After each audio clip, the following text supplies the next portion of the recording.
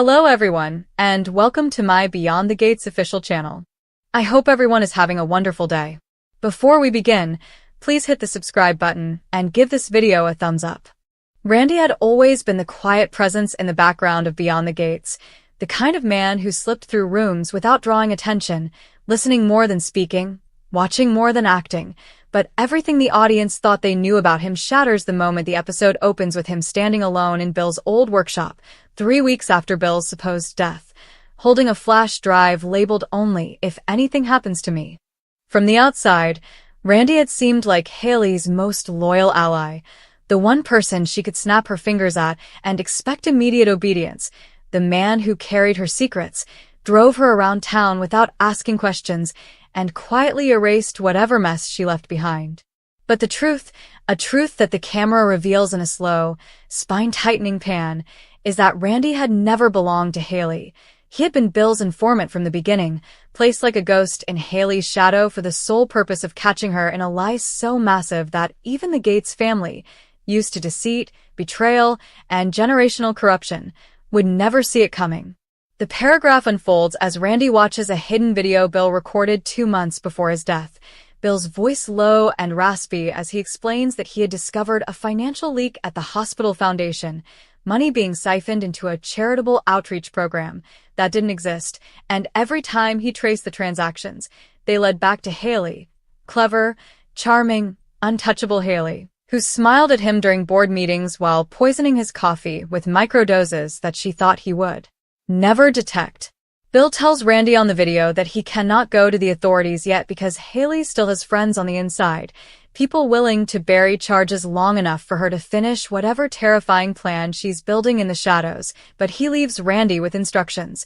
Gather evidence, follow her quiet payments, record everything. The memory of Bill's trust hits Randy like a blow, but he resolves to finish what he was assigned to do, and this is where the script begins to spiral into the high-stakes tension the series is known for, as Randy retraces Hayley's steps through the last few weeks, her secret meetings at the abandoned textile mill, her unexplained visits to Vernon's lakeside cabin, her habit of leaving her phone in her car while slipping out the back of the Winterfest planning committee meetings, and the cash envelopes she handed off to a courier who always wore a blue windbreaker and never spoke. The entire episode is anchored around Randy's covert investigation, shot in dim lighting and close-ups that make viewers feel his nerves, especially when Hayley calls him unexpectedly and demands he come to the house immediately. Her tone's syrupy but dangerous, the kind she uses when she already knows something is wrong but wants to hear someone lie to her directly.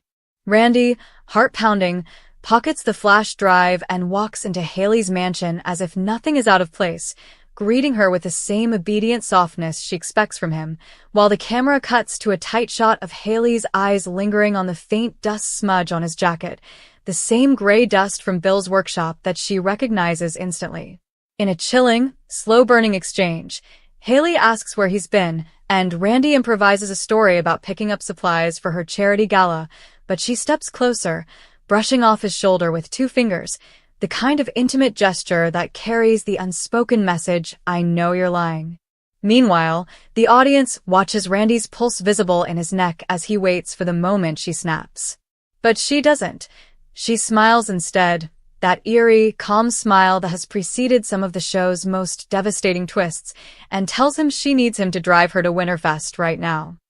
What Randy doesn't know is that Hayley has a file of her own, one she's been compiling on him, convinced that someone close to her has been feeding Bill information, and she wants to test whether Randy is the mole by controlling his movements. The next 10 minutes of the episode are a masterclass in psychological tension as Randy drives Hayley through the snow-lined streets, his eyes flicking repeatedly to the rearview mirror to ensure no one is following, while Hayley studies him the way a scientist studies an unstable chemical, calm, calculating, ready to detonate him the moment she confirms her suspicions. At Winterfest, with the joyful choir harmonizing in the background and holiday lights blinking innocently, Randy sneaks away to meet Sharon behind the vendor tents, revealing that Bill had left her a second message as well, one that hinted Hayley was planning something catastrophic for the Gates family and that Randy was the only person Bill trusted to stop it. Sharon, always the emotional anchor of the show, reacts with devastated disbelief. She had given Hayley every benefit of the doubt, even defending her during community meetings, but when Randy shows her screenshots of the offshore accounts, the forged medical invoices, and the toxicology report Bill ordered on himself before he died, she realizes the horror is real. Their conversation is interrupted when Hayley appears behind them like a shadow cut from ice, catching Randy by the arm and pulling him away with a smile so frozen it feels like a blade against the audience's throat. The final stretch of the episode intensifies when Randy tries to slip away again later that night to transfer Bill's evidence to a secure server, but Hayley is already standing in the doorway of the storage room, blocking his exit, her arms crossed, her expression cold as stone, and she whispers, "You've been busy, Randy." He stammers a denial, but she steps closer, lifting his phone from his pocket. He hadn't even felt her take it, and plays back the recorded message he had just sent Sharon, exposing that she knows everything, that the game is no longer secret, and that Randy's double life has reached the point of no return. But before Hayley can corner him fully, Bill's longtime confidant and former attorney, Vernon, bursts in, revealing that Bill had anticipated Hayley might eventually eliminate Randy too, and had arranged a backup plan to protect him. The room explodes into chaos as Vernon distracts Hayley long enough for Randy to escape out the back of the building, sprinting through the icy night with the flash drive clutched in his fist. The episode ends with Randy collapsing in the snow behind Bill's workshop, breathless, terrified, but alive, as he inserts the flash drive into Bill's old laptop and initiates the auto-upload to an encrypted server labeled BG Master File, unaware that a figure, Hayley, has stepped into the doorway behind him, her silhouette framed by the workshop light. Her voice a whisper so venomous it turns the entire closing shot into a cliffhanger. "I trusted you, Randy, and now you're going to ruin everything." Randy freezes at the sound of Hayley's voice, every muscle locked as though the cold night has carved him into stone, and the camera holds on his face just long enough for the audience to feel the full, suffocating fear rippling beneath his skin, but he forces himself to turn slowly, carefully, hoping to mask the panic in his eyes, even though the flash drive is still lit on the laptop behind him, its blinking upload indicator betraying him and illuminating the final proof of his betrayal. Hayley steps out of the doorway, her breath fogging in the winter air, her expression unreadable in the harsh fluorescent glow of Bill's workshop lamp, and she tells him, in a voice soft enough to terrify, that she always knew Bill was too smart to die without leaving something behind, too paranoid to let loose ends remain loose, and that Randy, loyal, obedient, eager to please Randy, was always the most suspiciously perfect loose end of all. Randy tries to stall her, keeping his body angled to block her view of the laptop, but Hayley circles him slowly like a predator examining a wounded animal, her heels making crisp echoes against the concrete floor, and she murmurs that the worst part isn't that he betrayed her, it's that he thought she wouldn't notice. The tension spikes when Hayley reaches out and lifts his chin between her fingers, forcing him to look at her, and in a moment so chilling the audience feels their skin tighten, she asks, "Did you think Bill would protect you?" He couldn't even protect himself. Randy jerks away from her touch, finally cracking under the pressure, and blurts that he is done being her pawn, that he knows everything she did, the forged research files, the financial siphoning, the poisoning, and that the truth is already uploading, already leaving the building, already unstoppable. Hayley's eyes flick to the flashing icon on the laptop, and in a sharp, explosive moment, she lunges toward the table, knocking Randy aside as she tries to yank the flash drive free, but Randy grapples with her, the two of them slamming against the workbench as tools clatter to the floor and the laptop teeters dangerously close to the edge. Their struggle is messy, frantic, far more real than the polished confrontations viewers are used to, and Hayley manages to shove Randy off with a surge of strength fueled by pure fury, reaching for the flash drive again,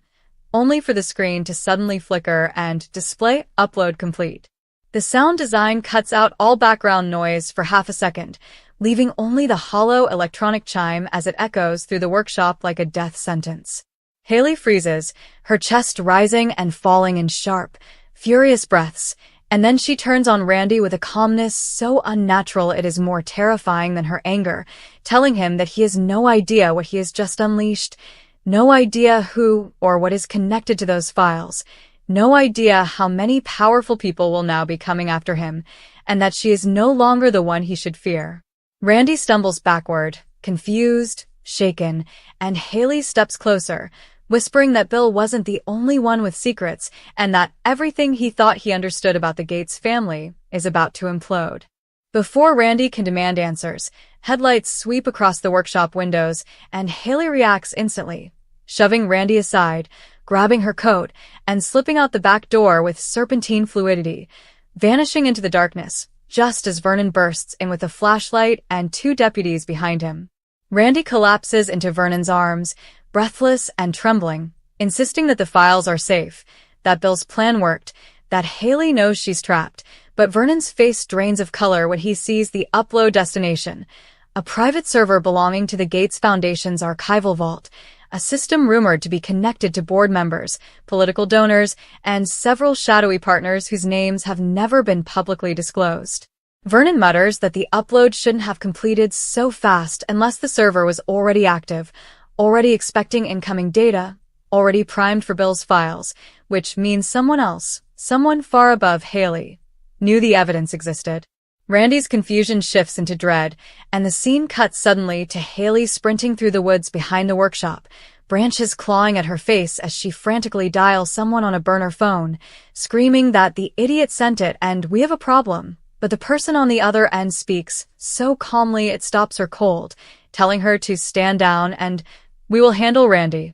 Hayley protests, insisting she can still fix this, still destroy the evidence if she gets to the server before anyone else, but the voice cuts her off sharply and warns her that she has already failed too many times, that Bill should have been taken care of long before he started digging, and that Randy should never have been left alive long enough to flip. The camera lingers on Hayley's shaking hands as she realizes with growing horror that she is no longer in control of anything, not the money, not the cover-up, not even her own fate, because the powerful force behind the voice now considers her a liability. Meanwhile, back at the workshop, Randy insists they need to take the evidence public immediately, but Vernon warns that doing so might trigger a retaliation from whoever sits above Hayley's operation, and that they need to proceed strategically rather than blindly. Randy refuses to back down, arguing that Bill trusted him to finish this, that Bill died because of this, that Hayley almost killed him because of this, and that the truth cannot wait. Vernon finally agrees, but before they can leave, a brick shatters the workshop window and a small metal canister rolls across the floor, spewing thick, disorienting smoke. Randy chokes, stumbling blindly as deputies shout and scramble, and the camera cuts to a distant silhouette slipping away through the trees. By the time the smoke clears, the workshop is a disaster zone, evidence scattered, deputies coughing, and Vernon shouting Randy's name in panic. But Randy is gone, kidnapped, vanished, or fled. No one can tell, and the final shot of the continuation ends with Hayley standing at the edge of the woods, staring back at the workshop with a look of devastation and fear as sirens echo in the distance, whispering to herself, "This wasn't supposed to happen, none of this was supposed to happen,"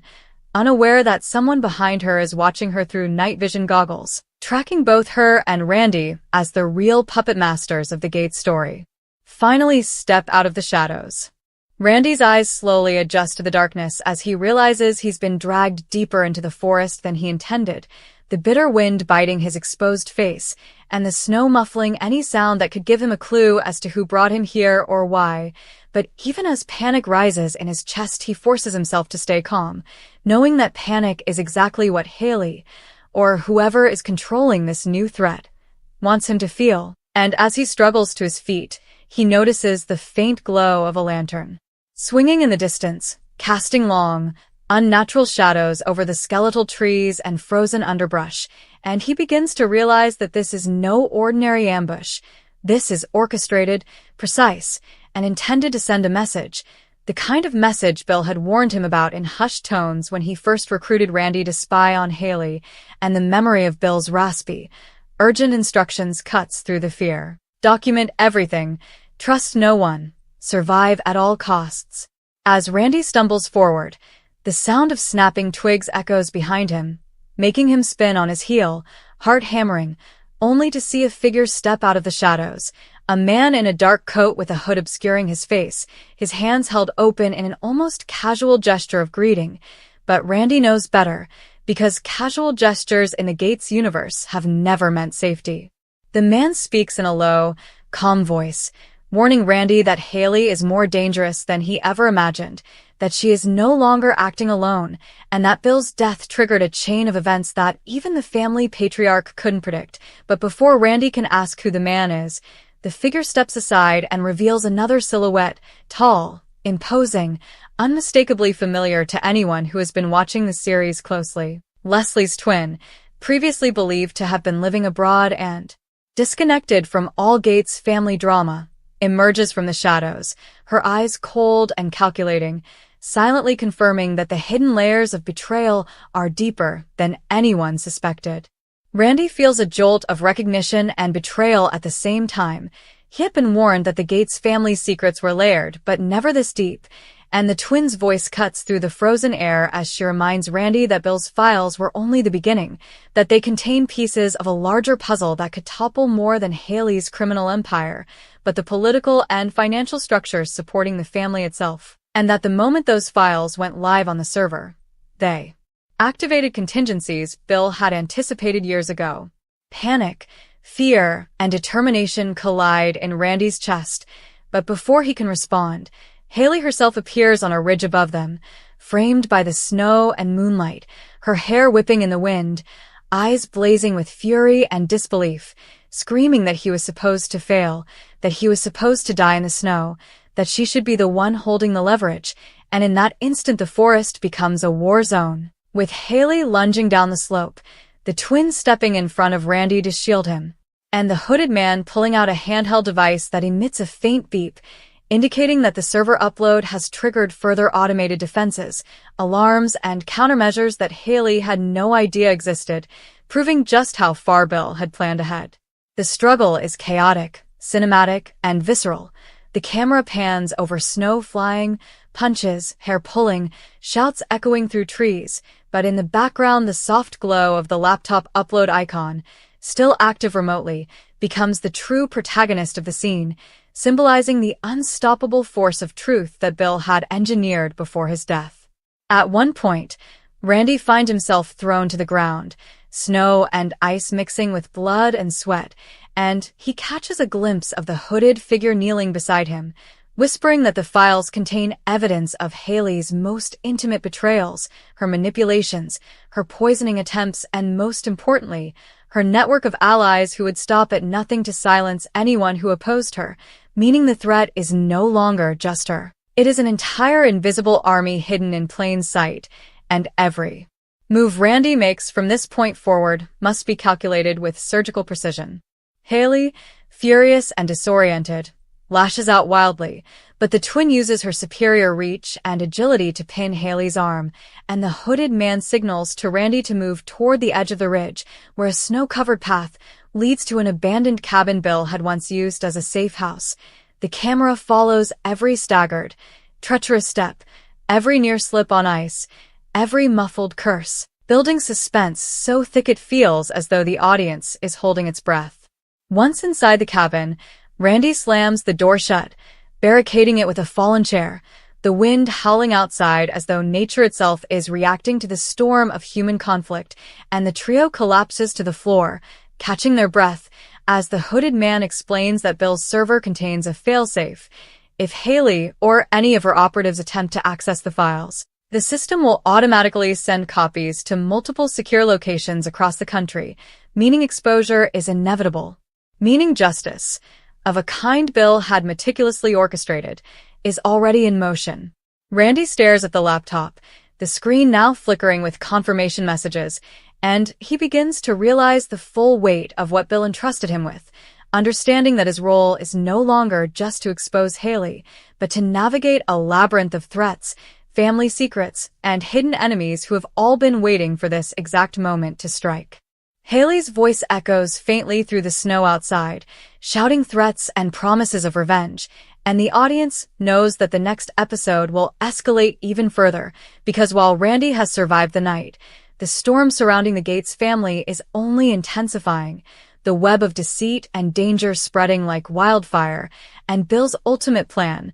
long hidden behind layers of secrecy, is just beginning to unfold, promising that the truth will not only change lives, it will destroy illusions, reveal betrayals in every corner, and set the stage for confrontations so shocking that even the most loyal fans of Beyond the Gates will be left gasping as the screen fades to black, leaving only the sound of wind, distant sirens, and the faint blinking of an unstoppable server upload in the dark.